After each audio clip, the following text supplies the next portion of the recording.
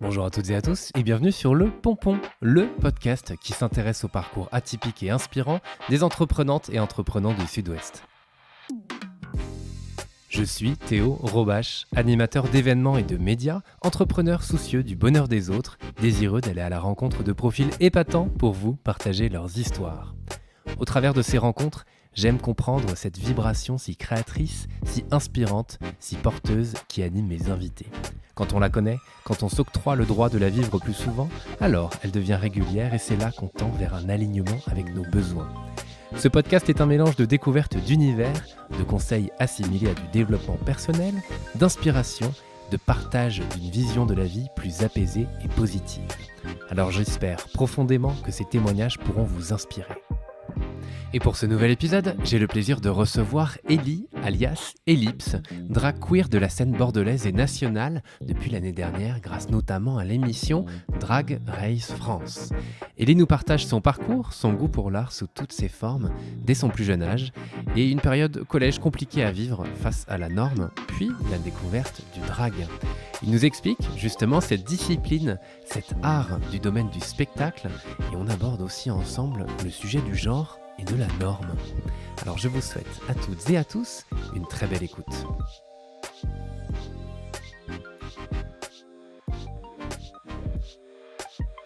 Salut Ellie. Salut. Merci d'avoir accepté mon invitation. Eh bien, merci à toi de m'avoir invité. C'est un grand plaisir, on a réussi. On a réussi de ton emploi du temps très chargé. C'était pas facile, mais on a réussi à trouver un moment. Exactement, on est très content. Et bien pour commencer, est-ce que tu peux te présenter s'il te plaît ? Oui, du coup moi c'est Ellie, Ouais. j'ai 26 ans, bientôt 27 ans, Yes. et je fais du drag et je suis un peu plus connu sous le nom de Ellipse, Ouais. qui est mon personnage drag, qui a Yes. été notamment révélé grâce à l'émission Drag Race France. Ouais, et on reviendra sur tout ça évidemment. Tu voulais faire quoi quand tu étais petit ? Alors quand j'étais petit, j'ai toujours voulu faire des métiers artistiques. Au plus loin que je me souvienne, ça devait être en maternelle. Donc très tôt, je voulais être dessinateur, je voulais faire du dessin. Ouais. Je fais déjà beaucoup de dessins tout le temps. Beaucoup de costumes. De ce qu'on me dit, je faisais tout le temps des mariés, apparemment. Je Ok. dessinais des mariés et des robes de mariés, ce qui n'est pas anodin vu que maintenant je passe mon temps à porter des robes. Ouais. Et après, ça a évolué et du coup, je voulais toujours rester dans le dessin, le costume. Je voulais être styliste, je voulais être créateur de mode. Et après ça, il y a eu le côté spectacle qui est arrivé. Ouais. Et du coup, je voulais être comédien. Et au fur et à mesure, j'ai dû un peu prendre une décision sur les arts plastiques, parce que j'ai toujours fait des arts plastiques, et la comédie, le théâtre, la scène. Ok. Et du coup, je suis allé plus vers les arts plastiques d'abord. Ouais, ok, ouais. D'abord, ouais. Oui, parce que maintenant, ça a un peu changé. ça a changé un peu. Et qu'est-ce qui a fait que tu as choisi plutôt art plastique alors à ce moment-là ? Qu'est-ce que... C'était hyper compliqué de choisir pour moi, parce que les deux me parlaient énormément. C'était un peu un hasard. Après, je me suis dirigé vers les arts plastiques parce que je pense que le côté théâtre, ça me paraissait plus compliqué. Il me fallait aussi plusieurs années d'études de théâtre pour pouvoir rentrer dans les écoles qui me plaisaient, ou même le conservatoire, des choses comme ça. Ouais. Et du coup, ça me paraissait trop compliqué et je me suis dit, je vais me diriger vers les arts plastiques. Ok. Mais toutes mes années d'art plastique, j'avais cette idée en tête de la scène qui me manquait, qui restait un peu dans ma tête. Yes, et qui est revenu un peu après, on y reviendra.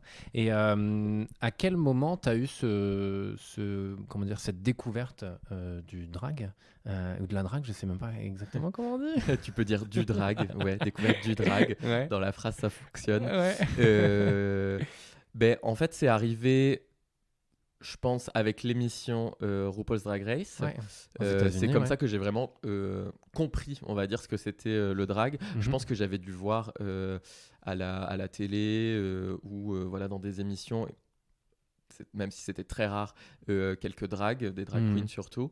Mais j'ai vraiment compris la discipline en regardant RuPaul's Drag Race, même si Mhm. c'est une infime partie de la discipline qui est montrée. Et c'est comme ça que j'ai eu voilà, une première approche du drag. Donc c'était quand même à travers les écrans, à travers une émission Ouais. de télé. Donc il y a aussi une partie qui est quand même faussée Ouais. Un à peu peut-être travers tout ça. embellie, ou en tout Ouais. cas, t'as vraiment Mm. que les paillettes, quoi. Totalement. Ouais. Et après, j'ai commencé à aller vraiment en soirée, en live, voir des spectacles sur Bordeaux. Ok. Et t'avais quel âge à ce moment-là? À ce moment-là, c'était il n'y a pas si longtemps que ça. Ok. C'était sur mes dernières années d'études.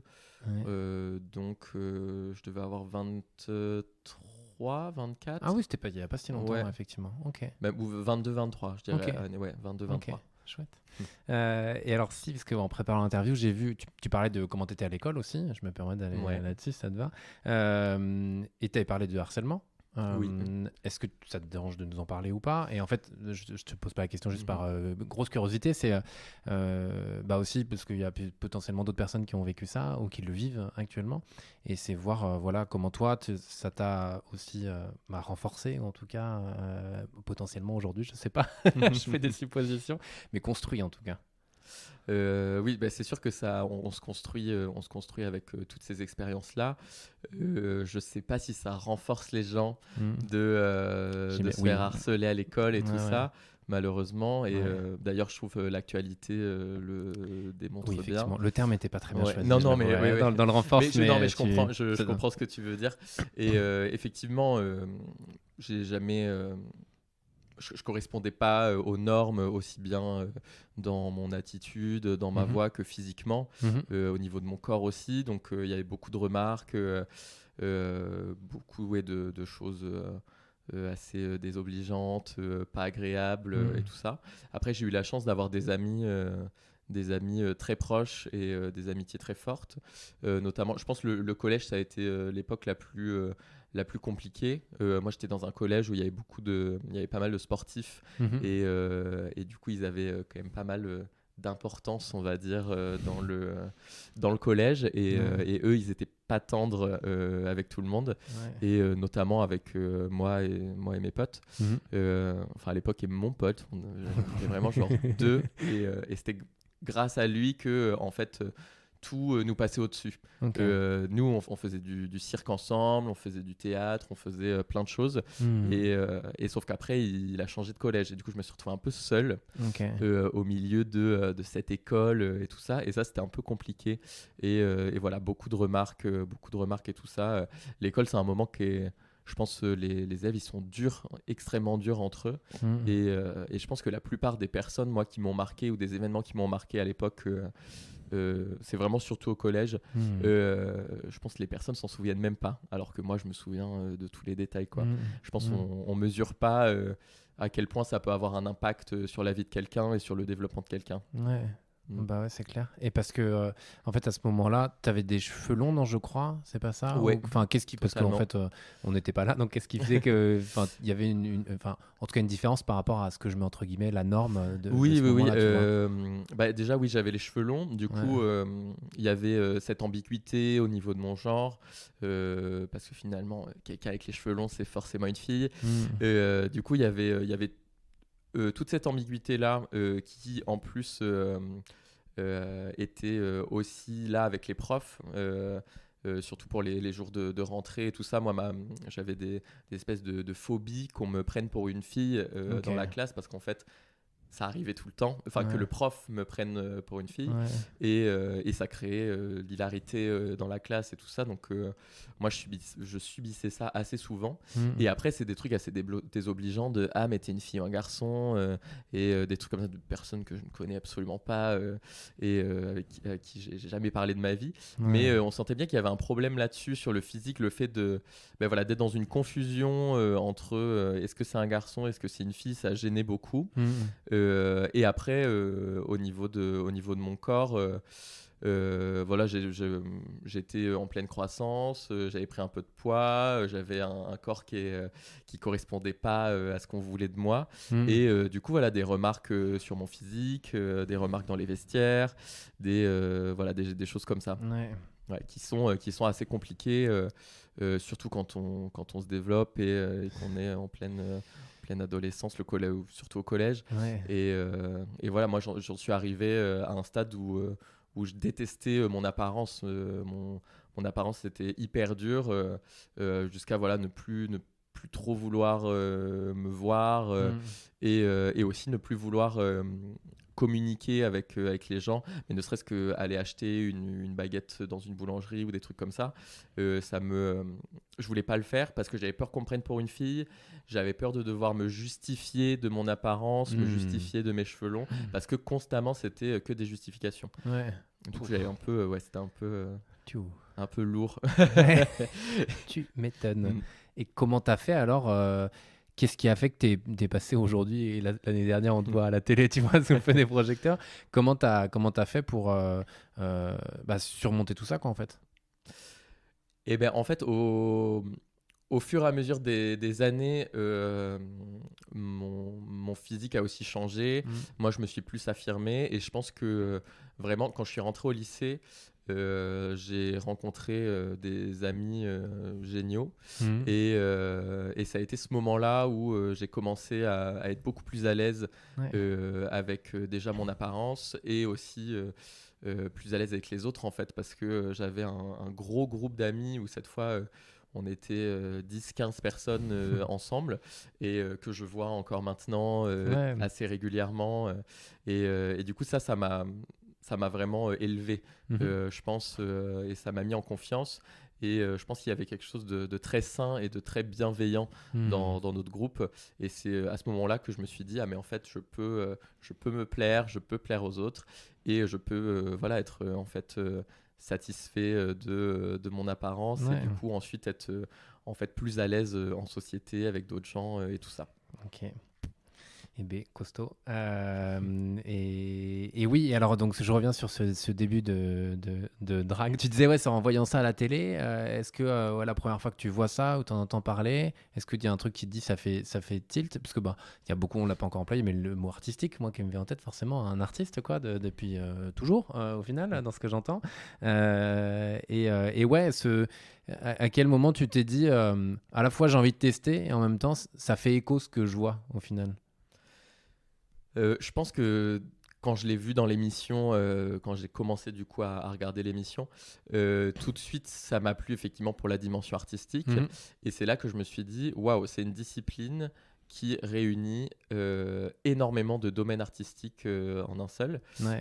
Il y a la mode, il y a le maquillage, la scène, le théâtre, la chanson, la danse, Mhm. l'humour. Enfin voilà, on peut mêler énormément de choses Ouais. dans le drag. Et ça m'a beaucoup plu. Et après, en fait, depuis toujours, j'ai toujours trouvé des prétextes pour pouvoir créer des costumes, pour pouvoir à l'époque me déguiser. Mhm. Voilà. Et en fait, il n'y a pas tellement d'occasions où on peut faire ça dans Ouais. la vie, à part Halloween ou des Ouais. trucs comme ça. Et le drag, en fait, ça a été une espèce de porte pour me dire, oh mon Dieu, je vais pouvoir faire ça possiblement tout le temps. Et Mhm. c'est une raison pour le faire quand je veux, comme je veux. Ouais. C'est aussi un immense espace de liberté. Mhm. Parce qu'il n'y a pas, finalement, il n'y a pas d'école de drague. Et quand on commence le drag, on n'a pas, on nous dit pas ce qu'on doit faire en fait. Ouais. C'est du coup, on a la liberté de faire un peu ce qu'on veut. Ouais. Donc ça peut faire peur et en même temps, c'est hyper jouissif. Surtout après avoir fait, voilà, comme j'ai fait des études d'art plastique et tout ça, j'ai eu beaucoup de demandes, de thèmes. Il fallait voilà, respecter certaines choses, respecter des codes. Mhm. Et avec le drag, il n'y a pas, justement, on vient bousculer les codes. Ouais. Et ça, c'était assez génial de pouvoir pénétrer dans le milieu grâce à tout ça Ouais. et toutes ces choses. Ouais, carrément. Et quand tu as fait des études d'art plastique, donc quand tu as commencé tes études d'art plastique, tu n'avais pas encore le drag en tête pour le coup? Parce que Non. c'est arrivé un peu après, c'est Ouais, ça? c'est arrivé Et après, ouais. à ce moment-là, tu te dis déjà un petit peu ce que tu vas faire ou est-ce que tu es en vision ouais, ton prochain métier ou pas plus que ça? Alors, pas du tout.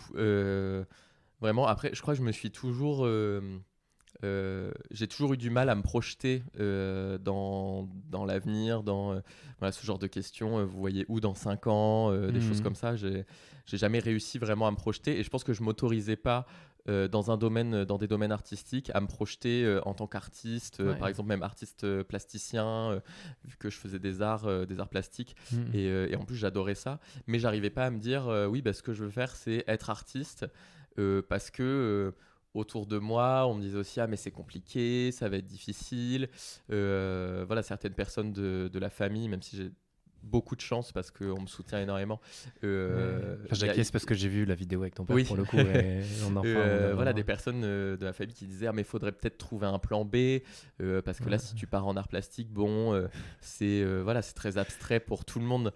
Le domaine de l'art en général, hein, même que ce soit théâtre, art plastique et tout ça, ça fait assez peur et du coup moi je n'arrivais pas à me projeter et j'arrivais pas à exprimer aussi aux autres le fait que je voulais être artiste, alors que pourtant j'ai toujours voulu faire ça depuis tout petit, mais j'arrivais quand même pas à me dire ben là dans 2 ans je vais être artiste, je sais pas.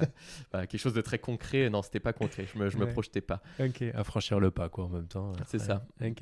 Et alors je reviens sur les fameux premiers pas. Effectivement, la première fois que tu vas voir alors et c'est marrant parce que pardon ça fait tilt, mais tu parles de discipline, la discipline du drag. Qu'est-ce que tu peux déjà nous expliquer peut-être un peu plus ce qu'on entend derrière discipline? C'est vrai que moi, avant de préparer cette interview, je t'avais dit, j'y connaissais rien du tout, mais j'avais pas forcément identifié que c'était une discipline. Si on a vraiment cet aspect discipline. Là, en plus, l'année dernière, c'était un concours. Est-ce que tu peux nous préciser? Alors, tu l'as dit, c'est très complet, mais en quoi ça consiste peut-être un peu plus concrètement? Je sais pas. Est-ce que c'est que du spectacle? C'est comme ça que je peux l'imaginer, moi. Encore une fois, pardon, je suis très novice là-dedans, mais c'est aussi l'objectif. J'adore expliquer des univers. Donc. Oui, bah c'est ça qui est intéressant. En fait, le drag, c'est assez difficile à expliquer dans son entièreté parce que en fait il y a autant de styles de drague différents qu'il y a de drague sur Terre, on va dire. Mais en fait c'est vraiment un art. Et là où c'est difficile de le décrire, c'est qu'il réunit, comme je disais un peu tout à l'heure, plein d'autres domaines artistiques.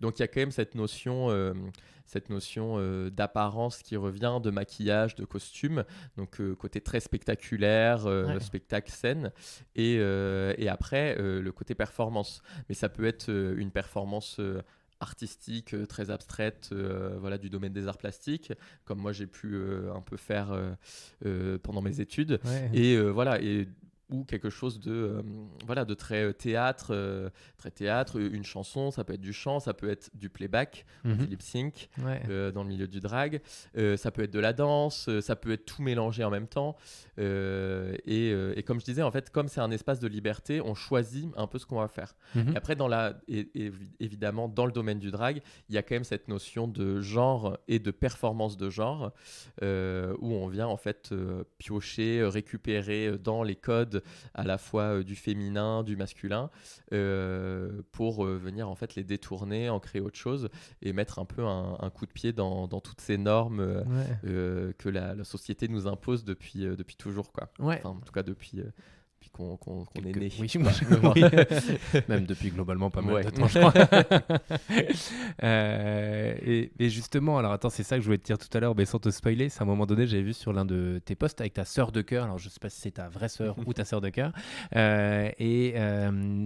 mettais dans le post que vous étiez 2 extraterrestres tombés accidentellement sur Terre qui sont prêts à en découdre avec cette société hétéronormative patriarcale.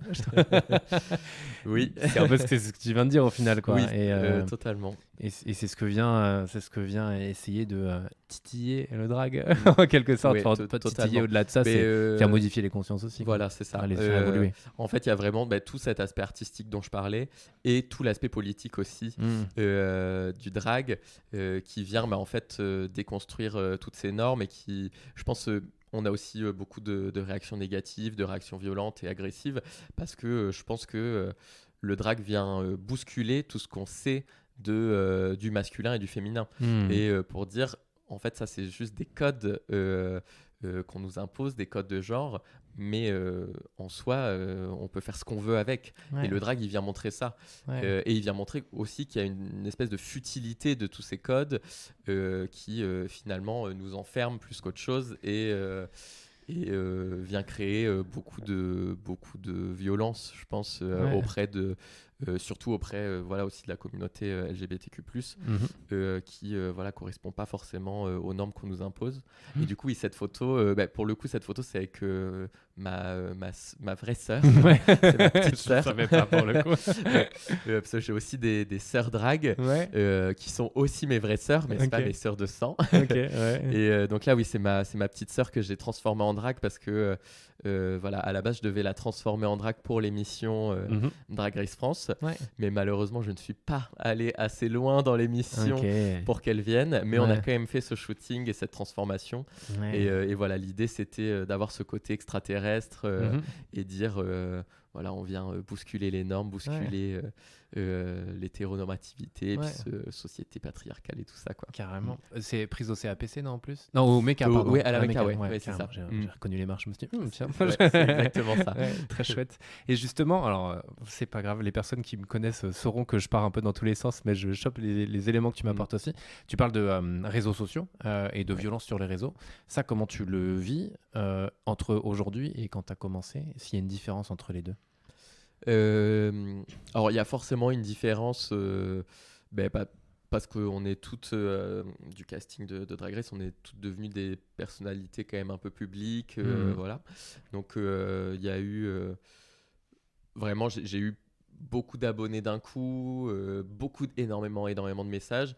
Là où j'ai de la chance, c'est j'ai touché du bois, si on a à peu près là. Je suis pas sûr qu'il y en ait là. Pas sûr qu'il y en ait Merde. beaucoup. Je vois le pied de, peut-être. pied de la chaise, peut-être. Mais oui, non, j'ai eu beaucoup de chance parce que j'ai pas eu de haine ou de violence sur les réseaux sociaux. Il y en a peut-être eu un peu sur la vidéo qu'on a fait avec mon père sur Ok. Brut. Mais j'ai arrêté de lire les commentaires parce que même si c'est un commentaire sur 300, tout de suite c'est le commentaire qu'on retient. Ouais. Et voilà, donc c'est pas forcément facile d'encaisser Ouais. plusieurs commentaires comme ça. Mais après, moi, sur mes réseaux, j'ai eu énormément de chance parce que j'ai eu beaucoup de bienveillance, beaucoup d'amour et beaucoup de personnes en fait qui se sont confiées et qui m'ont dit qu'ils avaient pu enfin s'identifier à une personne et à des personnes dans l'émission Ouais. qui reflétaient la communauté LGBTQ+, et qui reflétaient aussi plein de problématiques qu'on n'aborde pas à la télé ou qu'on a presque jamais abordées et qui sont quand même importantes et qui sont vraiment des sujets de société qu'il faut aborder, quoi. Ouais, complètement. Mais justement, parce que j'en parlais ce matin, je te disais juste avant de commencer que j'avais des étudiants qui allaient créer un podcast Oui. justement sur le sujet. Et donc, je leur ai posé des questions parce que je leur ai dit pourquoi, qu'est-ce qui vous intrigue, qu'est-ce qui vous intéresse. Et ils me parlaient de ce côté puissant et affirmé, en fait, des drags, pour le coup, et ce côté hyper courageux. Et donc, en fait, ce que je mets derrière tout ça, c'est aussi le modèle que tu es et que vous êtes toutes, pour le coup, en étant drague. Qu'est-ce que ça fait d'être un modèle pour d'autres, au final? Et ça te fait sourire déjà? Oui. Non, mais c'est assez déroutant. C'est assez déroutant. Après, je pense qu'on est toutes allées dans l'émission sans se dire qu'on allait voilà, être des modèles ou des sortes de porte-parole, parce que c'est trop, ce serait beaucoup à encaisser. Après, je pense qu'on y allait quand même en se disant, nous, on n'avait pas de personnes sur qui s'identifier En France, surtout, voilà, en France et dans la pop culture, à la télévision. Et si on peut voilà, en fait, devenir une sorte de représentation et montrer à la fois ce qu'est l'art du drag et montrer des personnes LGBTQ+, à la télé et aussi dans une émission qui reste positive, joyeuse, même si on aborde des sujets qui sont durs, des sujets qui sont sérieux. Je trouve que l'émission reste légère et divertissante Et voilà, et ça fait du bien en fait de voir des personnes de la communauté LGBTQ+, qui sont pas montrées que sous un aspect dramatique, Ouais. triste, parce qu'on a eu aussi beaucoup ces représentations-là, Mhm. à la fois à la télé, mais aussi au cinéma, Ouais. dans des séries. Et je pense que c'était important de le montrer, mais il faut montrer qu'on peut en fait avoir des existences qui sont joyeuses, positives, et que on n'est pas toujours amené voilà, à devoir se faire rejeter par sa famille, Ouais. devoir voilà, vivre une vie de tristesse, quoi. Parce que c'est Ouais. beaucoup ce qu'on a montré de la communauté Mhm. dans les peu de représentations qu'on avait. Et Ouais. je trouve que l'émission a bien réussi sur ce point de vue-là. Et le fait que ce soit articulé du coup autour du drag, Mhm. ça montre que voilà, on a un métier, on a une passion, on a des émotions, et on n'est pas représenté que parce qu'on est des personnes LGBTQ+. Ouais. On est aussi représenté par toutes les problématiques de société, par nos émotions et par Mhm. notre métier, par notre art et notre travail. Et ça, je pense qu'on l'a peu vu Ouais. dans les Jusqu'à médias. présent, ouais. Ouais. Ouais, carrément. Bah, c'est très cool. Tu te souviens de la première scène que tu as fait en tant que drague? Oui, oui, Ouais. oui. Et alors, C'est- c'était comment ça se passe? Comment tu le vis? Comment que tu te euh, prépares? c'était à Bordeaux. Ouais. C'était un peu... c'était beaucoup de stress, Ouais. mais J'imagine. surtout beaucoup d'excitation. Ouais. À l'époque, il y avait des soirées au Break dans un bar de Bordeaux. Mhm. Et du coup, en fait, c'est une drague. Moi, à partir du moment où j'ai commencé à côtoyer le milieu drague à Bordeaux, j'essayais d'aller à toutes les soirées. Et plus j'allais en soirée, plus j'essayais de me faire des make-up, de me faire des looks et tout ça. Mhm. Jusqu'à ce qu'une drague me propose un jour, voilà, elle m'a demandé est-ce que ça te dirait dans quelques semaines, tu fais ta première scène et tout ça. Ouais. Et du coup, c'est comme ça que j'ai commencé. Donc, c'était beaucoup de stress. Et je me suis préparé tout seul dans mon appart. Voilà, j'ai essayé de demander quand même des conseils. Ouais. Je commençais à avoir des amis quand même qui faisaient du drag et à me rapprocher de personnes. Et voilà, et j'ai cherché plein de chansons. J'ai essayé de faire. Je me suis dit que j'allais faire tout de suite quand même du lip sync Mhm. parce que je chante très mal. Du coup, cette discipline du lip sync dans le drag, c'est très pratique, Ouais. qu'on retrouve pas forcément énormément dans d'autres domaines. Ouais. Et après, voilà, je savais que je voulais raconter une histoire. Je savais que je voulais jouer aussi avec ce côté androgyne que j'avais toujours eu Mhm. depuis l'enfance, Ouais. comme j'ai pu le dire tout à Ouais. l'heure. Et voilà, et du coup, je suis parti sur une chanson de Clara Luciani, assez triste, qui s'appelle Drôle d'époque, Mhm. et couplée avec la chanson de Rhythmix, Sweet Dreams. Mhm. Voilà, côté très androgyne aussi, Ouais. et les années 80, une esthétique qui me touchait beaucoup aussi. Yes, Quoi. trop cool. Et alors, comment tu fais pour te préparer? Parce que tu l'as dit, il y a le make-up, donc le maquillage, la partie costume aussi, tu as la scène, enfin, il y a énormément de choses. Chaque élément à part entière est une préparation complète quand même, au-delà de la danse, du lip-sync, de tout ça. Combien de temps ça prend? Et puis après, j'ai envie de te poser la question, où est-ce que tu t'inspires? Parce que alors, j'ai vu notamment sur ta page Insta, et après avec l'émission, plein de costumes différents. Alors, il y en a que tu crées, il y en a qui sont créés pour toi. Sur le make-up aussi, il y a quand même un travail. Je me dis, le temps que tu passes pour faire ça a l'air quand même assez conséquent. Où est-ce que combien de temps tu passes? Et après, où est-ce que tu cherches l'inspiration? Alors sur le temps, c'est presque tout le temps en Ouais. fait. Parce que même quand on n'est pas dans un temps de confection de costumes ou de make-up, on est dans des temps de... on recherche des idées, Hmm. voilà, moi je réfléchis constamment à la prochaine performance que je vais faire, le prochain look que je vais créer, et du coup il y a voilà cette pensée qui est constante de création tout le Ouais. temps, tout le temps, tout le temps. Après, sur les premières performances, j'essayais vraiment au tout début, je réutilisais des costumes qui étaient déjà existants et voilà, je les modifiais suivant ce que Mhm. je voulais faire et suivant Ouais. la performance.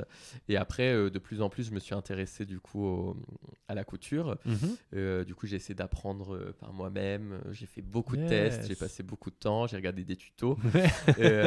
Et après, j'ai commencé à créer mes costumes moi-même. Et puis, ça m'ouvrait un champ des possibles qui était génial aussi, de pouvoir coudre moi-même. Ça, c'était super. Mais ça prend énormément de temps aussi, évidemment. Et niveau maquillage, il y a toute une phase de recherche avant et de croquis, de dessin. Bah, pour les costumes, c'est pareil, hein. Moi, je pense que c'est les arts plastiques qui sont restés beaucoup. Je dessine énormément, je fais beaucoup de croquis, aussi bien des costumes que des maquillages. Et maintenant, je mets de moins en moins de temps à me maquiller parce que je me maquille de plus en plus, je me maquille énormément. Du coup, il fallait que... Au début, je pouvais passer environ 5-6 heures de maquillage, quoi. Sauf que du coup, ça te prend... J'avais 2 heures en tête, je me dis c'est déjà énorme, mais non, 5-6 heures quand même. Ça prend un temps énorme dans la journée. Et sauf que c'est trop. Enfin, pour organiser son emploi du temps et tout ça, c'est quand même beaucoup, c'est beaucoup trop. Et ça, il faudrait répondre à des interviews et te maquiller en même temps. Tu vois, oui, genre voilà, t'optimises à fond ton temps. Exactement. Exactement. Et du coup, maintenant, je pense que Drag Race a été une bonne école là-dessus parce qu'on a beaucoup moins de temps pour se maquiller, pour tourner et tout ça.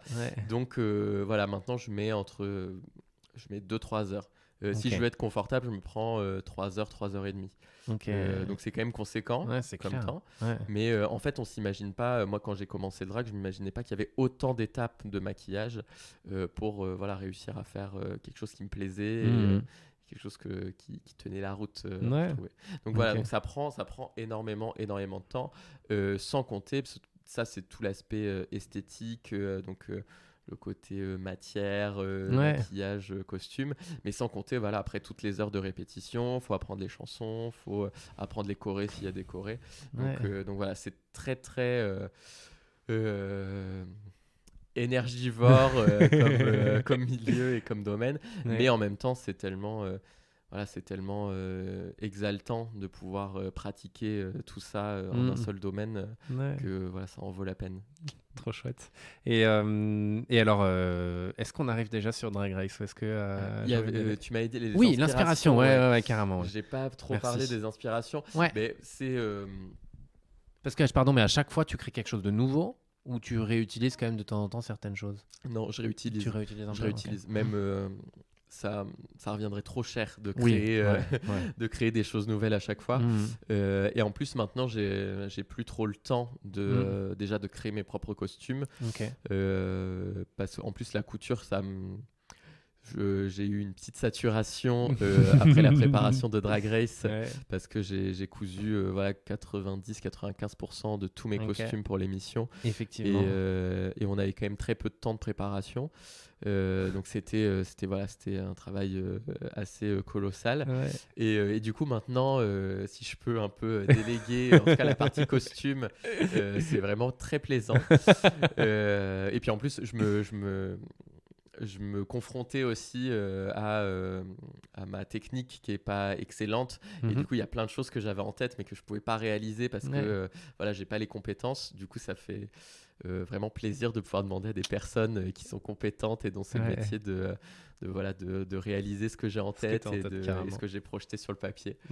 Et au niveau de mes inspirations, je suis inspiré par énormément de choses. Les arts plastiques, je pense, m'ont forgé quand même beaucoup mon regard sur les choses, mon regard sur les formes, sur tout ça.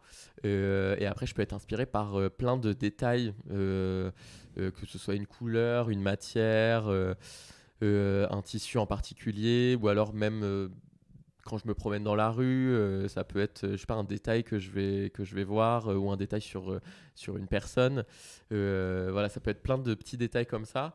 Après, quand j'ai commencé et toujours maintenant, j'ai été beaucoup inspiré par les années 80.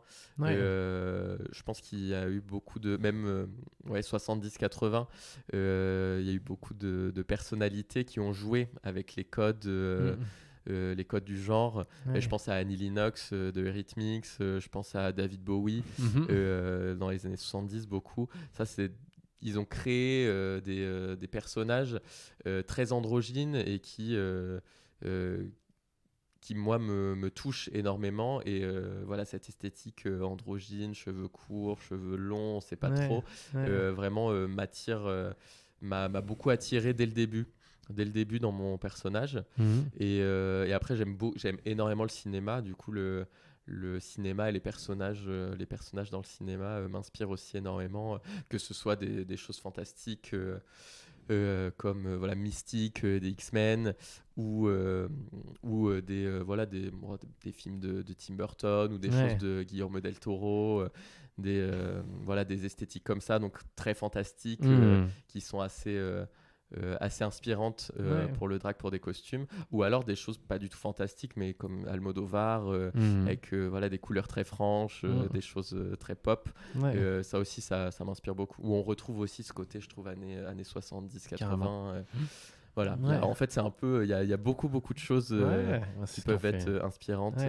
Et après, ça va aussi dépendre évidemment de si c'est un look, une photo que j'ai envie de faire, où du coup là va y avoir vraiment des inspirations très visuelles, ou si c'est pour une performance, voilà, comment je vais imaginer le maquillage, le costume, pour que ce soit cohérent avec ce que je veux raconter, avec la musique et tout ça. Ouais, ok, génial.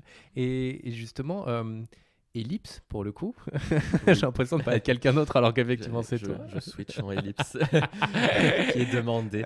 Non, mais comment t'as créé enfin, est-ce que j'ai envie d'appeler de personnage, mais je sais pas si. Si tu peux dire personnage. Ou je sais pas, enfin ouais, ou.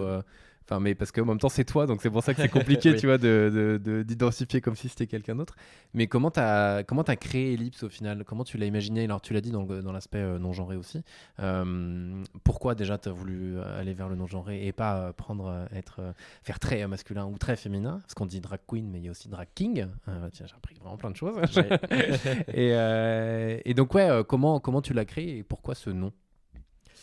Il y a plein de questions. Alors j'aime beaucoup faire genre 10 questions en une et après genre c'est cadeau. Je vais essayer de répondre à tout ça.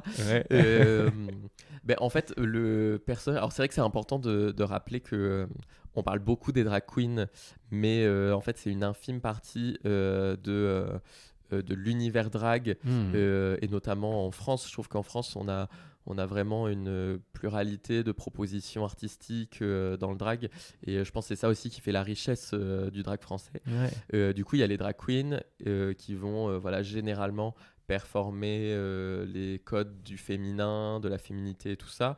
Et il y a aussi les drag kings qui sont trop souvent oubliés et qui vont généralement plutôt performer les codes de la masculinité et tout ça. Mais il y a aussi des personnes qui vont faire de la créature, où du coup on se détache encore de ces normes de genre, les normes même les codes de l'humain, pour aller vers de l'animal, des choses extraterrestres. Enfin, il y a plein de choses, ou des dimensions beaucoup plus artistiques au sens art plastique, où du coup la tenue va être une œuvre d'art sans forcément reproduire une silhouette humanoïde.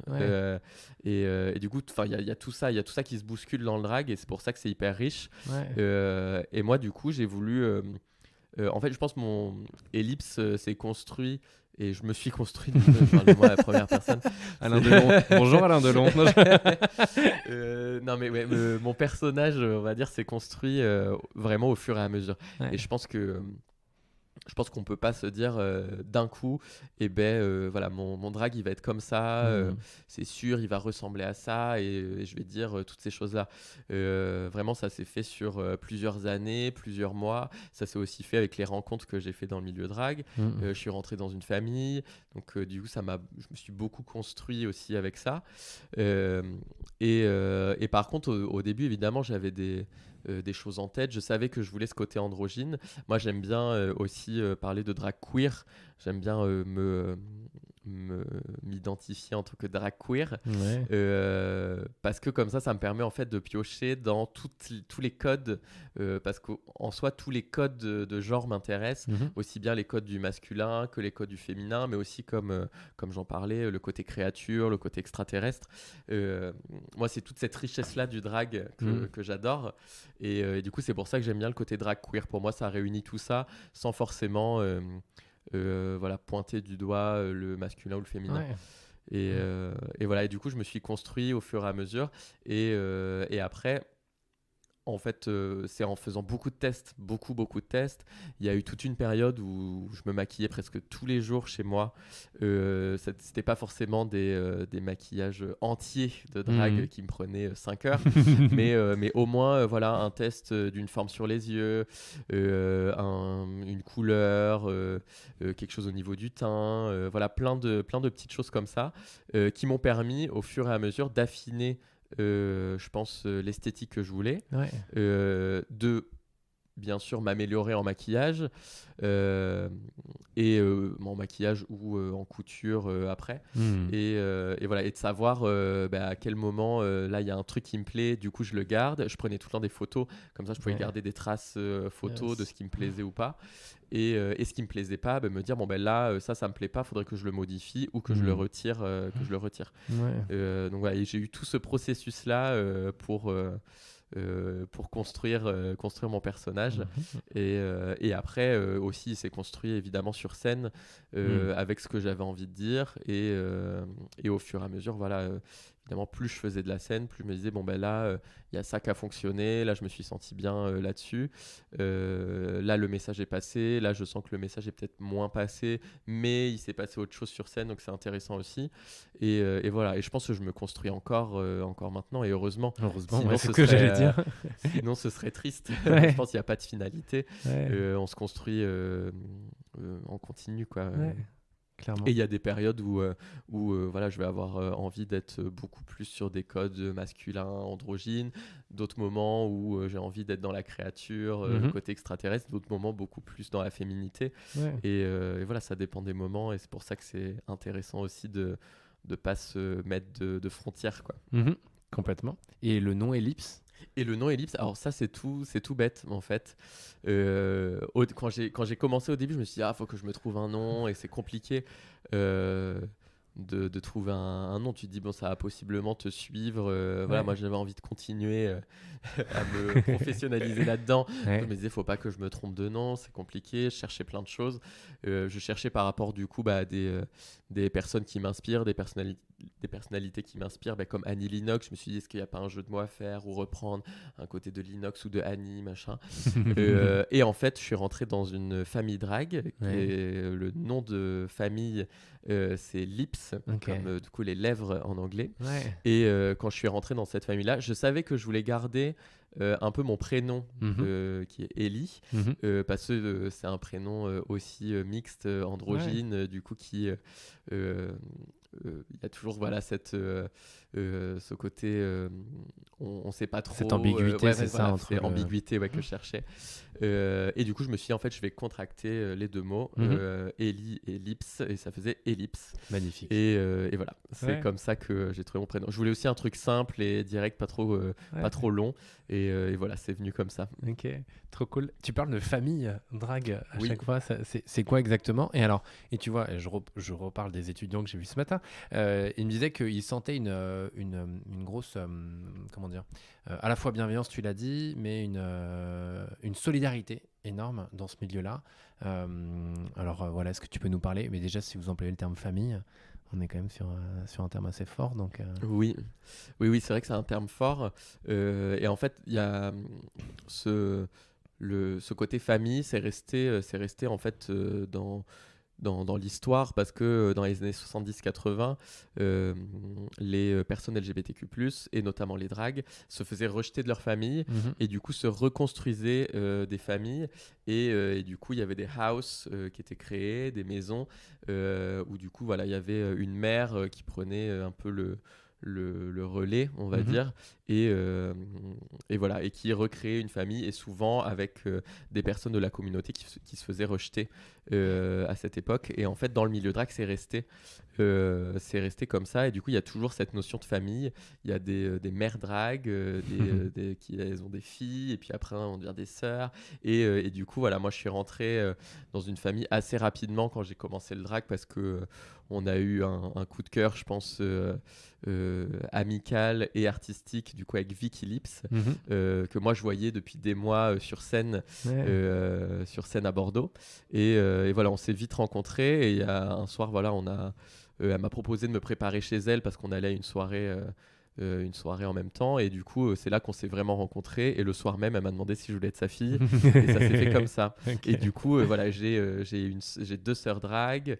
Et après, j'ai des tantes, j'ai des cousines drag. Et voilà. Et du coup, oui, ça fonctionne comme ça. Et pour nous, c'était l'idée, parce qu'il y a aussi beaucoup cette idée que la mère, elle va apprendre à ses filles à se maquiller, à faire tout ça. Mhm. Nous, c'était pas forcément le but principal. Le but, c'était plutôt de se dire, on a envie de travailler ensemble, Ouais. on s'entend hyper bien et on aime le Mhm. travail qu'on fait. Et du coup, ça permettait d'avoir une sorte de poids aussi, de se dire, ben voilà, on est une famille et on va créer des choses ensemble. Ouais, trop chouette. Et alors, avant de faire Drag Race, on va y arriver petit à petit. Mais donc, avant ça, tu faisais déjà des représentations. Ouais, Et tu avais un boulot à côté, c'est ça? oui. Ok. Tu faisais quoi à côté? J'étais vendeur de glace. Ok. Ouais, parce que j'avais vu que c'était un boulot alimentaire pour Ouais, le c'est coup, ça. avant de pouvoir remplacer. Ouais, Ok. ouais. Et donc, tu pouvais pas encore vivre de ce que tu faisais Non, non, non, je pouvais pas du tout. Du coup, les deux prenaient beaucoup de temps. Ouais. En fait, j'ai commencé à être vendeur sur mes 2 dernières années d'études en art. Ouais. À la fin de ma dernière année, j'ai commencé à faire du drag. Ok. Et du coup, à partir de ce moment-là, c'était un peu un moment, Charnière, ouais. ouais, un moment charnière où je me suis dit, bon, je finis mon master, qu'est-ce que je fais après? Est-ce que je continue dans un cursus universitaire, Mhm. doctorat, thèse et tout ça? Et en fait, le drag est venu à ce moment-là. Et en fait, ça a été tellement une évidence que je me suis dit, ben voilà, j'ai fini mes études, je vais m'investir à fond dans le drag. Mhm. Et du coup, j'ai continué à avoir ce boulot que j'avais déjà depuis 2 ans, Ouais. pendant 2 autres années. Donc, je suis resté 4 ans là-bas. Et voilà, et ça permettait évidemment de pouvoir financer mon drag, Mhm. financer mes costumes et Ouais. me développer à côté, quoi. Yes. Et en fait, plus ça allait, plus voilà, je demandais des contrats. En fait, j'avais un contrat par an parce que voilà, la boutique fermait quelques mois tous les ans. Et du coup, à chaque fois, je redemandais un contrat avec moins d'heures. Ouais, ok. Et du coup, j'ai fini en mi-temps pour voilà, avoir la possibilité de me développer dans le Ouais, drag et pouvoir continuer à faire des scènes sur Bordeaux et tout ça. carrément. Et alors, Drag Race, on y vient, l'année Oui. dernière. Pourquoi avoir accepté d'y aller? Enfin, alors, je sais pas comment ça se passe Alors, d'ailleurs, si c'est toi qui viens toquer à la porte ou si c'est eux qui c'est- viennent te chercher. Mais... en fait, ils ont lancé un casting. Ouais. Ça devait être en septembre d'il y a du coup un an et demi 2021, ouais. maintenant. Ouais. Mhm. Et au début, quand le casting est sorti, j'ai reçu plein de messages d'amis qui m'ont dit, Vas-y. tu vas participer, tu vas le faire, machin. Et au début, je savais pas trop, j'avais peur. Je Ouais. pense que tout le monde avait peur, aussi bien les personnes qui voulaient participer que le public, les spectateurs et spectatrices. On avait peur que ce soit nul. On avait peur que ce soit nul. Et Ouais. aussi, voilà, moi j'avais peur de pas être à la hauteur. Je me disais, c'est quand même. J'ai commencé le drag il n'y a pas si longtemps que ça, Mhm. il y a moins de 4 ans. Donc, je me disais, est-ce que j'ai les capacités pour faire une émission comme ça? Est-ce que Ouais. j'ai aussi l'énergie et le mental pour pouvoir assumer tout ça aussi? Ouais. Et du coup, je me suis dit, en fait, c'est trop bête de passer à côté du casting. Mhm. Surtout que c'était pas les premières étapes de casting n'étaient pas compliquées. Il fallait juste remplir un formulaire. Alors, c'était un long formulaire d'une dizaine de pages avec énormément de Ok. questions Ouais. différentes sur nous, sur notre drag, nos inspirations et tout ça. Et il fallait faire une vidéo de présentation. Mhm. C'était assez libre. On avait juste une contrainte de durée. Ouais. Et voilà, et du coup, je me suis dit, autant le faire maintenant. Comme ça, je vois un peu ce que ça donne. Je vois aussi ce que j'ai à dire dans ce casting-là, dans ce formulaire et dans ma vidéo. Ouais. Et après, pour une possible saison 2 ou saison 3, je recommencerai le casting et puis j'aurai au moins une première approche de Ouais. comment ça se passe. Et du coup, j'ai envoyé ma candidature. J'ai été pris, il y a eu un second tour. Du coup, j'ai été pris au second tour. Il fallait envoyer 2 autres vidéos. Et après, finalement, j'ai été pris pour l'émission. Yes. Et j'avoue que je n'avais pas vraiment anticipé d'être pris pour l'émission, j'y croyais pas trop. Et je commençais à y croire au moment où j'ai eu en contact par téléphone quelqu'un de l'émission qui me demandait oui, t'as bien reçu telle chose. Et à partir de ce moment-là, j'ai commencé à considérer que ça pouvait être sérieux et que j'allais pouvoir vraiment le faire. Donc c'est vrai. Voilà. Donc c'est vrai en fait. Et du coup, même avant la réponse définitive, j'avais commencé à commander quelques perruques au cas où je devais préparer plein de choses. Et du coup, après, j'ai été pris et on a eu quelques semaines pour préparer toute l'émission. Ouais, ça a été super intense. Et après, tout c'est en fait, à partir de ce moment-là, franchement, à partir du moment où on m'a dit en visio, tu es pris dans l'émission, ça s'est pas arrêté quoi, jusqu'à maintenant. Ouais. Vraiment, ça s'est pas du tout arrêté. Trop cool. Et alors, comment ça s'est passé l'émission en elle-même? Alors, c'est Paloma qui a gagné, si je dis pas de, oui, si je dis pas de bêtises. Paloma. Exactement. Voilà, comment ça s'est passé? Comment toi tu l'as vécu? Et j'ai vu aussi quand même, je crois avoir lu que tu disais que ça avait alors, changé ta vie. Je sais pas si c'est peut-être too much, mais en tout cas eu un impact assez fort dans ta vie et pour faire tout ce que tu fais aujourd'hui aussi, quoi. Et on reviendra là-dessus. Ouais, totalement. Je pense pas que ce soit too much de dire que ça a changé ma vie quand même. Enfin, mon rythme de vie et ce que je fais, enfin, ça a vraiment ça a tout changé. Et en fait, il y a eu plein d'étapes différentes de Drag Race. Il y a eu la première étape, c'était vraiment la préparation où ça a été hyper fatigant et ça a été très compliqué, hyper stressant. Je me suis mis dans des états où maintenant, quand j'y repense, je me dis j'aurais peut-être pu déléguer un peu plus le travail et prendre moins sur moi tout ce qui l'ampleur de ce qu'il y avait à faire. Et après, il y a eu l'étape du tournage et moi, j'avais eu aucune expérience de la télé, d'expérience de tournage ou quoi. Donc j'ai tout découvert. Et ça, c'était aussi assez difficile, mais en même temps, hyper excitant, mais surtout très fatigant aussi. On dort pas beaucoup, on travaille tout le temps et puis ça finit tard. On a énormément de travail à faire. Et puis en plus, il y a le côté compétition aussi, donc qui vient apporter un stress supplémentaire. Là, on a eu de la chance, je pense, toutes, d'avoir ce casting qui a été très bienveillant et où on s'est vraiment entraidés. Et je pense que notre but, c'était de montrer que la communauté aussi, elle est solidaire. Et voilà, et en fait, on s'entraide, on est là pour se tirer vers le haut, et ce qu'on voulait, c'était faire un beau spectacle aussi. Donc ça, c'était aussi très plaisant et très positif, et je pense que ça s'est ressenti dans l'émission après. Même avec tous les retours qu'on a eu, ça s'est vraiment ressenti, je pense. Ça, c'est une fierté, je trouve, aussi d'avoir pu montrer ça. Carrément. Et après, le seul moment de creux qu'il y a eu un peu, c'est entre le tournage et l'annonce du casting. Il s'est passé 3 mois, même pas, un peu moins de 3 mois, 2 mois et demi. Et après, tout s'est enchaîné. Donc le casting est sorti. Ensuite, l'émission est sortie. Ensuite, on a fait la tournée. Et la tournée s'est arrêtée en novembre. Et après, moi, voilà, j'ai un rythme qui s'est enflammé directement. Et j'arrête pas. Et ça c'est génial. Et ce qui a vraiment changé le plus, c'est que maintenant je peux faire que ça et je peux vivre du drag pour l'instant en tout cas. Donc j'en profite, mais je suis hyper reconnaissant de ça et hyper reconnaissant d'avoir pu faire une tournée. Ça, c'était le cadeau ultime de Drag Race, pouvoir être toutes sur un spectacle ensemble. C'était ça c'est super quoi. Et on a encore quelques dates. Au début, on devait faire que 7 ou 9 dates et on est à 30 dates, donc c'est assez fou. C'est énorme. Ouais. C'est beau de voir le succès pour le coup de la tournée, de ce que vous faites. Ouais, totalement. Et c'est aussi assez historique en fait de pouvoir dire on est des drags et on a notre place sur des scènes comme le Casino de Paris, comme le Femina à Bordeaux, sur des belles scènes, des vraies scènes de spectacle. Et on commence à montrer au milieu du spectacle et au milieu de l'art dans son ensemble que le drag a de l'importance et le drag fonctionne aussi. C'est-à-dire que les gens sont prêts à venir nous voir et voilà, on a fait que des dates complètes de toute la tournée. Donc ça veut dire qu'il y a quand même un impact et qu'il se passe quelque chose. Donc ça c'est super de pouvoir montrer ça et de pouvoir montrer que le drag a une importance. Une vraie importance. Ouais, carrément. Mais pour le coup, je vous ai pas encore vu, donc je viendrai à l'occasion voir.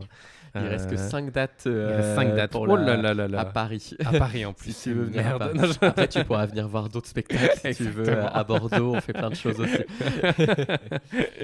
Et alors toi, justement, pendant le spectacle, tu as un rôle particulier. Tu choisis sur quelle musique tu interviens. Comment ça se passe là aussi? Comment tu te prépares? Parce que moi, j'ai vu en partie ce que tu as pu faire dans l'émission, pour le coup. Notamment avec une chanson de Juliette Armanet, si je ne dis pas de bêtises, que j'aime beaucoup. Comment est créé le spectacle là aussi? En fait, on a eu peu de temps pour créer le spectacle. La seule consigne qu'on avait, ce qu'on savait, c'est que ça allait s'articuler autour de un tableau par drag. Du coup, 10 tableaux, 11 tableaux avec celui de Nicky Doll qui présente l'émission. Et un tableau d'ouverture où on est tout ensemble et un tableau de fermeture où on est tout ensemble aussi. Donc voilà, une forme assez classique en fait de show drag et voilà que ça allait s'articuler autour du cabaret, un côté cabaret très français finalement, mais voilà que ça allait s'articuler. Faut pas trop bousculer non plus. Non, c'était une façon, on va dire assez facile mais hyper cohérente d'articuler tous ces tableaux-là et d'articuler le spectacle qui a été très bien construit par notre producteur et voilà, qui a écrit aussi le spectacle, qui a écrit un peu comment on allait en fait mettre en lien toutes les performances entre elles et voilà, et du coup on nous a dit ça doit durer environ 8 minutes maximum et là-dessus on a eu totale liberté, donc ça c'était très plaisant cool. Voilà, de créer ce qu'on voulait et voilà, de montrer notre univers à chacune. Et ça, c'était top. Parce qu'en plus, à travers l'émission, on n'a pas forcément pu montrer tout l'ensemble de ce qu'on voulait faire et tout l'ensemble de nos univers à chacune. Donc là, à travers le spectacle, on a pu le montrer. Et voilà, du coup, on avait vraiment énormément de liberté. Voilà, moi, j'ai fait un grand mood board avec beaucoup de photos, j'ai eu mes chansons machin et j'ai envoyé ça et on m'a dit c'est super, et après on a travaillé, évidemment on n'était pas laissé seul dans ta chambre et on a travaillé avec un chorégraphe, des danseurs et tout ça pour mettre en place ce qu'on avait en tête, quoi. Énorme. Ouais, trop cool, canon. En si peu de temps, je trouve ça vraiment génial. Et donc là, comme tu disais, il reste quelques dates à Paris. Oui. Mais c'est très bientôt, c'est-à-dire que notre épisode sort lundi, donc ce sera cette semaine au final, les personnes qui écoutent. Pour ceux qui sont à Paris, allez-y. S'il reste quelques places, je sais pas s'il reste des places. Il reste des places pour les 3 premières dates et les deux derniers soirs sont complets. Ok, ça marche. Donc pour les 3 premières dates, entre le moment où l'épisode va sortir et peut-être exactement, elles seront peut-être déjà prises, mais bon, au cas où. Et donc toi après, ce serait quoi la suite potentielle? Parce qu'effectivement là, on imagine bien ce que vous avez fait, cette tournée avec toute l'équipe. Qu'est-ce qui va se passer derrière? Toi, tu crées ton propre spectacle ou tu es intégré à d'autres spectacles? Comment on en vit en fait au final sur le long terme? Et après, alors pour l'instant, j'ai beaucoup de demandes dans plein de villes différentes pour différents événements, différentes soirées. Donc du coup, de venir performer, faire de la scène là-bas. Donc ça, c'est top. J'ai vraiment énormément de demandes. En mars, au mois de mars, c'est complet, total, dans plein de villes différentes. Donc ça, c'est hyper cool. Et après, le drag commence aussi à s'exporter dans différents milieux, à la télé on l'a vu, mais aussi dans le cinéma, dans des choses comme ça, dans la mode aussi. Donc pourquoi pas continuer dans des domaines comme ça. Après, une chose qui est assez positive aussi, c'est que j'ai intégré une agence l'agence Pop Model qui s'occupe de drague et ça c'est très positif aussi parce que voilà, j'ai plein de propositions que j'aurais pas eu si j'avais pas pu intégrer cette agence-là. Donc on va continuer dans ce sens à travailler ensemble. Et aussi, moi, on a envie de continuer à se développer avec ma famille drague sur Bordeaux. Du coup, voilà, on va essayer de monter des spectacles. Maintenant qu'on a un poids un peu administratif, on va dire, parce qu'on a réussi à créer notre asso, à avoir plein de licences pour pouvoir générer des cachets et tout ça, et pouvoir demander des subventions. Voilà, on va essayer de continuer à travailler dans ce sens et à travailler à Bordeaux. Moi, j'ai envie de continuer à travailler à Bordeaux, parce que je pense qu'il y a une place à prendre encore et qu'il y a encore beaucoup de choses à faire, même si j'adore voilà, aller travailler dans d'autres villes et notamment à Paris. Mais voilà, je pense qu'à Bordeaux, il y a encore plein de trucs à faire, donc j'ai envie de continuer à développer tout ça. Ça fait sens. Bah oui. J'étais la queen qui représentait Bordeaux. Exactement. Donc j'ai envie de continuer ça. Et parce que vous êtes combien dans la famille bordelaise? Dans ma famille à moi. Non, mais dans la famille drague bordelaise, il y a combien de...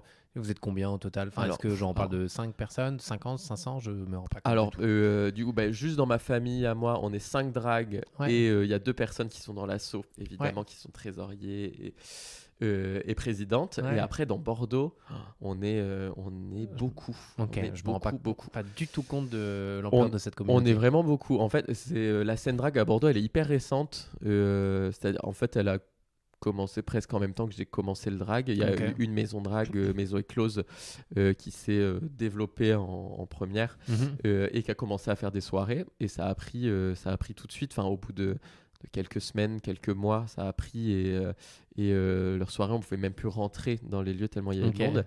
Et à partir de ce moment-là, il y a plein de drags qui ont commencé à se développer. Et il me semble qu'on est une des scènes en France où il y a le plus, une des villes où il y a le plus de drague en France après Paris. Et on compte, il y a plein de familles différentes, plein de maisons différentes. Et je pense qu'on peut compter au moins une cinquantaine de dragues. Mais... Yes, cool. Après, j'ai pas compté, mais même plus. Mais j'arrive même pas à savoir. Ok. Trop cool. Et si je vais te poser la question aussi, parce que donc par rapport à Ellipse, pour le coup, tu dis non genré, mais je voulais savoir, c'est quoi pour toi la définition d'être un homme et la définition d'être une femme, si t'en as une ou pas? Pour moi, justement, il y a pas de définition. Parce que j'aimerais un idéal. Dans un idéal, dans un avenir qui sera probablement pas proche, malheureusement, qu'on enlève en fait toutes ces questions de normes, en tout cas, voilà,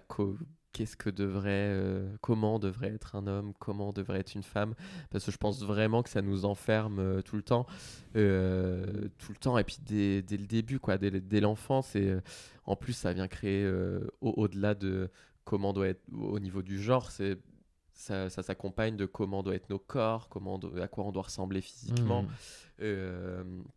Donc pour moi tout ça c'est juste des freins et des choses qui apportent de la violence, qui apportent de la tristesse et de la discrimination dès le plus jeune âge. Du coup, pour moi, il n'y a pas de définition des hommes ou des femmes. Il y a surtout comment on a envie, nous, d'être, de se représenter et à quel moment on se sent bien. Et pour moi, l'important, c'est juste que les gens se sentent bien avec eux-mêmes. Et je ne vois pas en quoi... les autres ont leur mot à dire sur notre façon de vivre et notre apparence, quoi. Et malheureusement, c'est bien trop présent, je trouve, dans notre société. Il y a encore un peu de travail, effectivement. Et qu'est-ce que tu auras envie de dire, et tu le partages aussi en partie sur les réseaux, mais justement aux personnes qui se posent plein de questions ou qui ne s'assument pas forcément encore, ou comment on fait pour, j'ai ça qui me vient en tête, aller mieux au final par rapport à ces sujets-là? C'est difficile parce qu'il n'y a pas ça dépend de chaque personne, très voilà. clairement, et puis ça dépend des situations. Il y a des situations qui sont tellement compliquées que c'est difficile de donner des conseils, mais je pense moi en tout cas la chance que j'ai eue, c'est d'avoir quand même une famille qui me soutient. Mmh. Et ça, malheureusement, il y a beaucoup trop de personnes qui n'ont pas cette chance-là. Et après, j'ai aussi eu la chance de faire des rencontres qui m'ont vraiment beaucoup marqué. Comme je disais tout à l'heure, des amitiés qui ont été très fortes et qui le sont toujours et qui m'ont aidé à m'assumer voilà, en tant que personne homosexuelle, à m'assumer aussi voilà, physiquement, dans mon genre, assumer toutes mes parts de féminité, de masculinité et tout ça, qui était très difficile à assumer avant. Et après, voilà, bien s'entourer. Enfin, j'ai réussi à bien m'entourer. Et maintenant, j'arrive à me dire, en fait, si je sens que telle ou telle personne euh, est nocive un peu ou voilà, va pas m'apporter... comment dire ça sans que ça fasse je rejette les gens s'ils m'apportent pas ce que je veux. Non, Non, mais plus, personne nocive ou plus- toxique, en tout cas, qui sont. oui, voilà, vraiment, voilà, On s'en sépare. voilà, exactement. Mais je pense qu'il n'y a pas, malheureusement, il y a pas de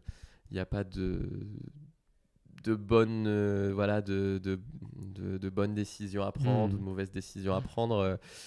Ça va être en fonction de chacun, mais voilà, essayer de trouver les personnes qui nous apportent du bonheur et du soutien, surtout, et essayer de se détacher, voilà, des personnes autres, même si évidemment c'est pas facile et c'est pas, toujours évident. voilà, c'est plus facile à dire qu'à faire. Ouais, mais, clairement. mais voilà, moi j'ai eu cette chance-là.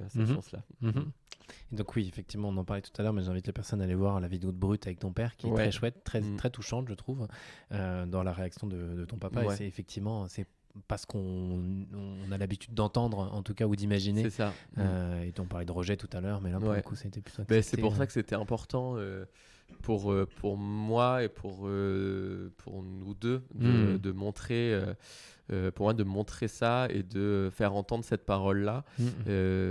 Comme je disais un peu tout à l'heure, en fait, de montrer que c'est possible aussi et même de montrer à des parents, des familles qui peut-être qui se posent des questions ou qui se disent, voilà, sans forcément vouloir rejeter leur enfant ou des personnes de leur famille, mais qui doutent, qui savent pas trop, de montrer qu'en fait c'est aussi normal de se poser des questions tant qu'on reste voilà, l'esprit ouvert et qu'on essaie de créer un dialogue et qu'on essaie de comprendre les personnes.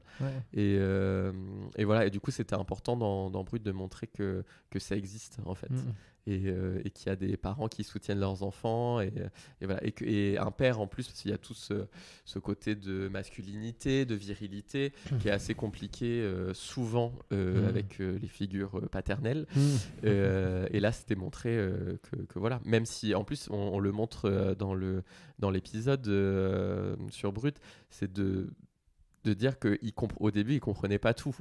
Et pourtant ça l'a pas empêché de se dire, il avait plein de stéréotypes en tête comme beaucoup de personnes, mais l'intelligence que ma famille a eue, c'est de se dire attends, qu'est-ce que c'est, me poser des questions, on en parle, et après ils ont compris en fait, ils ont compris ce que c'était et ils sont restés hyper ouverts et maintenant ils me soutiennent, ils viennent me voir en spectacle et tout ça. Donc ça c'est génial. Et c'était, voilà, pour moi c'était important de montrer ça et voilà, de montrer aux gens que c'est possible en fait et que ça existe, et que c'est important.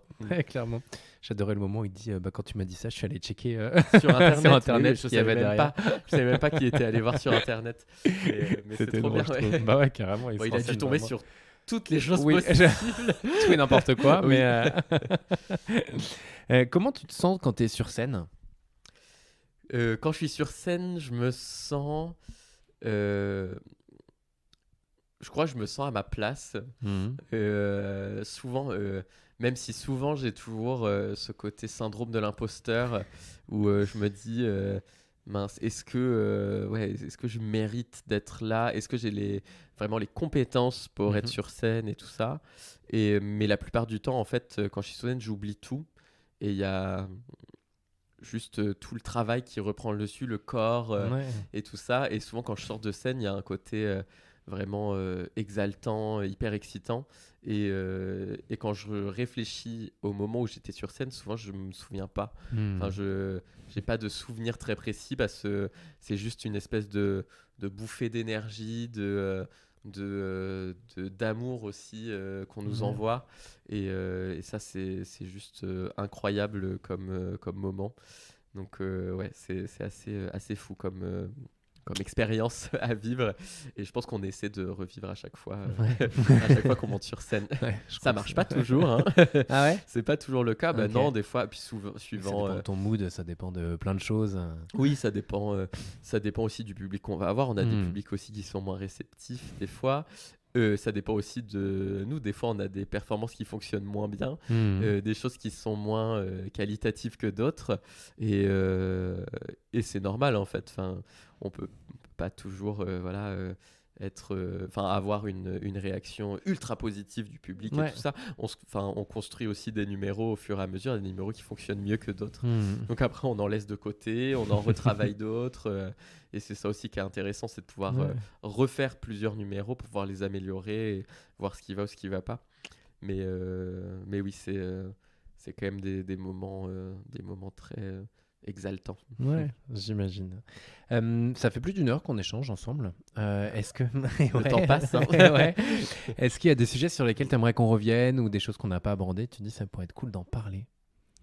Voilà, j'ouvre toujours une Je porte, une réfléchis. fenêtre. Yes. Il y a, il y a, il y a pas grand-chose qui me vient. Euh, Peut-être, non, ouais, je pense, vu qu'on a quand même beaucoup parlé de drag, mais c'était important de parler de toutes les disciplines du Mhm. drag. Et aussi, je pense, de dire, il y a beaucoup cet amalgame qui se fait sur le drag, le genre, la transidentité Mhm. et tout ça. Et voilà, rappeler que le drag, c'est vraiment une discipline artistique Ouais. qui n'a rien à voir avec notre, notre genre, nos identités sexuelles. Mhm. Et en fait, tout ça, c'est du domaine de l'intime. Le drag, c'est un métier, c'est un art et c'est le domaine du spectacle et du spectaculaire. Et voilà, et souvent, il y a cet amalgame qui est fait. Donc voilà, je le redis là, Ouais, non, mais au cas carrément, où complètement, voilà, t'as des raison. personnes font Ouais, encore le mélange. ouais, Et voilà, mais sinon, non, il y a rien qui me vient. On a parlé de pas mal de choses. ouais. Je... Oui, non, mais complètement. Je sais qu'à chaque fois, cette question est pas évidente parce que comme on a parlé de plein de sujets différents, Oui. t'es là, alors attends, là-dedans, qu'est-ce sur quoi on pourrait revenir? Ok, j'ai mes deux questions de fin pour le coup. Oui. L'avant-dernière, c'est est-ce que tu as des... Bon, j'en ai un petit peu parlé tout à l'heure, mais peut-être des conseils plus larges à donner aux personnes qui ont parfois une petite voix dans leur tête et qui leur disent d'y aller, d'oser, pas forcément pour être drague ou pour s'assumer d'une manière ou d'une autre dans ce qu'on a envie d'être, mais plutôt sur... Enfin, il y a pas mal de personnes qui ont envie d'entreprendre, qui m'écoutent. Enfin, il y a vraiment tout type de personnes en fait. Mais Ouais. parce que tu vois, moi, les personnes que je reçois sur le pompon, je les appelle les entreprenantes et les entreprenants. Mhm. Pour moi, courir un marathon, c'est entreprendre aussi. Ouais. Donc, c'est pas forcément créer Oui, sa oui. boîte et voilà. Donc, qu'est-ce que tu as envie, là aussi, de donner, soit comme conseil ou comme message à faire passer, en tout cas? Euh, c'est compliqué aussi parce que les parcours sont tellement différents de Ouais. chaque personne. C'est d'oser, je pense. Pas avoir peur de se planter et pas avoir peur de recommencer tout le temps, de recommencer plein de fois, plein de fois. Moi, c'est ce que j'ai essayé de faire et j'ai essayé de m'accrocher à ce qui me plaisait vraiment, ce qui m'excitait et qui me donnait du bonheur, Mhm. du bonheur dans le travail. Mais je pense que il y a malheureusement aussi un facteur chance. Enfin, moi, je me considère aussi très chanceux. Alors effectivement, et je me suis vraiment accroché à ce que je voulais faire. Et voilà, il y a eu un moment où je me suis dit, bah, je vais essayer de me développer le plus possible dans ça parce que là, je sens qu'il y a un truc qui se passe. Et je pense que si on ressent en nous, voilà, vraiment une excitation, quelque chose qui se passe, vraiment quelque chose d'assez intense comme ça, c'est qu'il faut s'accrocher à ça. Je pense qu'il Mhm. faut s'accrocher à ça.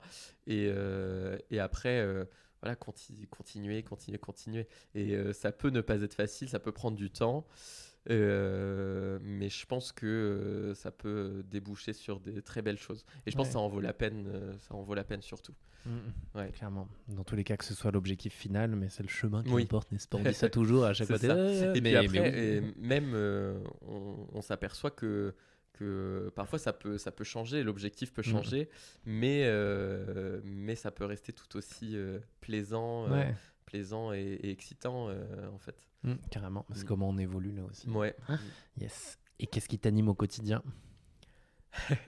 Qu'est-ce qui m'anime C'est au la dernière. quotidien? Il y a plein de choses.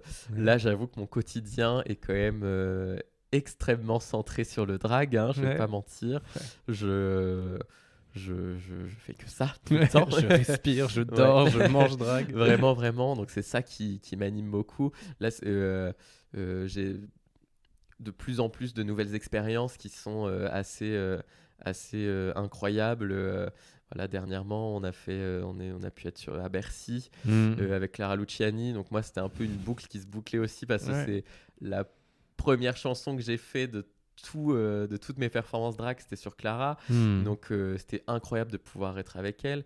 Donc il y a pas mal aussi d'événements comme ça où vraiment je me serais pour le coup jamais imaginé faire des choses comme ça. Donc ça, c'est incroyable. Et après, dès que j'ai des moments de libre, j'essaie vraiment de passer des moments avec mes proches, avec ma famille et avec mes amis sur Bordeaux qui comptent énormément. Et j'arrive à continuer à les voir et tout. Donc ça vraiment, c'est hyper important. Et vraiment, ça me tient à cœur. Et aussi aller au cinéma, continuer à voir de l'art. C'est quelque chose qui me tient très très à cœur, même si j'ai moins le temps. Dès que voilà, j'ai une petite porte ouverte ou quoi, un petit créneau, j'essaie de faire ça. Ouais. Parce que comme tu disais, ça fait aussi partie de ton inspiration. Donc, oui, totalement. Couper ça, c'est aussi se couper le lien avec son inspi. Finalement, ça contribue à toujours construire aussi ce que je vais faire artistiquement et tout ça. Donc c'est important. Et c'est des moments un peu de pause aussi dans toute cette tempête du drag et cette tornade dans laquelle on a été pris depuis l'émission, quoi. T'arrives à te poser quand même, à te reposer de temps en temps, ça va? Pour l'instant, je suis très content de faire un podcast parce que comme ça, il n'y a pas ma photo, il y a juste ma voix, c'est mieux. Parce que non, c'est assez compliqué de se reposer. J'essaie, mais pour l'instant, c'est un peu compliqué. On va pas se mentir. Ouais, bon, t'es porté pour le moment par l'adrénaline de tout ça. Voilà, c'est ça. Non, et puis c'est ce que je disais, les événements et tout ça sont tellement incroyables et il y a tellement une énergie communicative aussi, mais avec le public, avec les personnes avec qui je travaille. Du coup, la fatigue, elle passe à côté, clairement. Bon, ça marche. Merci beaucoup en tout cas pour ton temps. C'était très chouette. Merci à toi. Et puis j'invite tout le monde à aller quand on aura la possibilité, donc soit très bientôt sur Paris, soit quand tu referas ça sur Bordeaux, mais aller voir des spectacles. Ouais, totalement. À Bordeaux, il se passe plein de choses, donc et à Bordeaux et même dans toutes les villes. Oui, complètement. Ça, c'est un truc que j'ai pas dit, mais dans toutes les villes de France, toutes les villes, dans énormément de villes, il se passe plein de choses et il y a beaucoup de drag et d'artistes qui sont super et hyper talentueuses. Donc n'hésitez pas à regarder en fait chez vous renseigner et tout, parce qu'il y a beaucoup de choses qui se font qui sont super. Et justement sur Bordeaux, alors question, comment on se renseigne? Enfin, est-ce qu'il y a... C'est toujours au même endroit que c'est à lieu dans ce cas-là? Non, il y a plein d'endroits différents. Il y a un compte Instagram qui s'appelle Drag Bordeaux, je crois, qui recense pas mal d'événements tout le temps. Et après, il y a les maisons drag ont souvent des comptes Instagram. Avec ma famille, on a la famille Lips. Du coup, on relaie évidemment toutes les communications. Il y a la maison éclose, la Casa, maison de la, plein de différentes maisons. Et du coup, sur les réseaux sociaux, on met toutes les informations qu'il faut. Et maintenant, tous les mois, on est sûr de trouver au moins 1, 2, 3, 4 soirées différentes. Donc si on veut y aller, vraiment on peut. Faut surveiller. Ça marche, merci beaucoup et merci à très bientôt. À toi, merci beaucoup. Merci à vous pour votre écoute. Heureux d'avoir reçu Ellie et Ellipse sur le pompon et de partager son histoire. J'espère vous voir à l'occasion à l'un de ces shows sur Bordeaux pour découvrir en live cet art de la scène. Et je vous invite maintenant à partager cet épisode autour de vous. Le pompon se fait connaître aussi et surtout grâce à vous. Alors abonnez-vous, mettez des étoiles sur votre plateforme d'écoute préférée, partagez-le en story sur Instagram ou en post sur LinkedIn. On se retrouve très bientôt pour un nouvel épisode du pompon et d'ici là, mettez les normes un peu de côté et prenez soin de vous. À très vite!